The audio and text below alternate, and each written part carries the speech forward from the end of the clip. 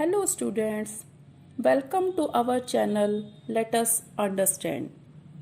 आज हम कक्षा 7वीं पाठ 1 जो कि एक कविता है उसके बारे में अपने विचार आप तक पहुंचाएंगे। कविता का नाम है हम पंछी उन्मुक्त गगन के और उसे लिखने वाले हैं शिव मंगल सिंह सुमन जी।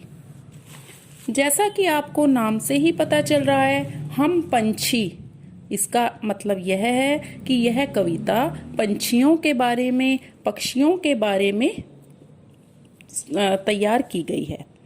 इसमें सबसे पहले जो हमारा पद्यांश दिया गया है वह है हम पंछी उन्मुक्त गगन के पिंजरबद्ध न गा पाएंगे, कनक तिल्लियों से टकराकर पुलकित पंख टूट जाएंगे।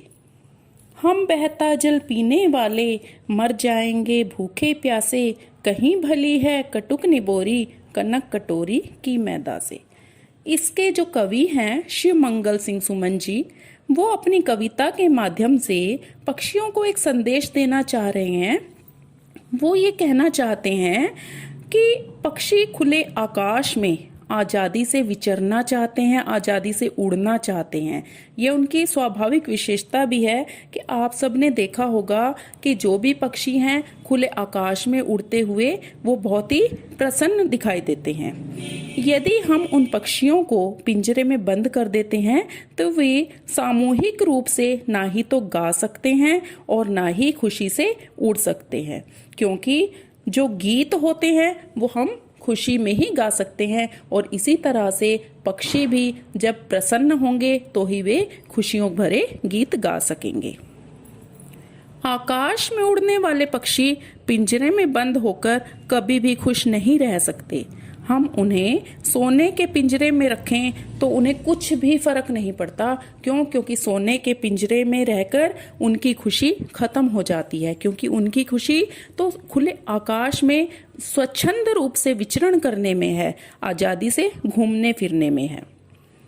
भले ही वे भूखे प्यासे क्यों न मर जाएं, इसका मतलब ये है कि अगर उन्हें खाने के लिए कुछ भी नहीं मिलता तो ना सही वो भूखे प्यासे मर जाना पसंद करेंगे, किंतु उन्हें आज़ाद रहकर कड़वी निबोरियां खाना ही पसंद है।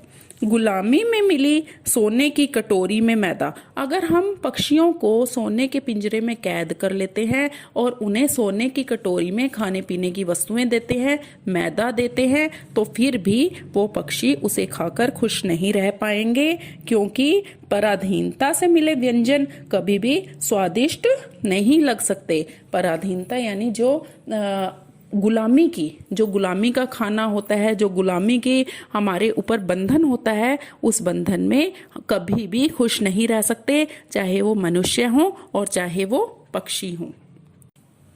बच्चों, आज हमने पाठ 1 कविता का पहला पद्यांश आपको समझाया।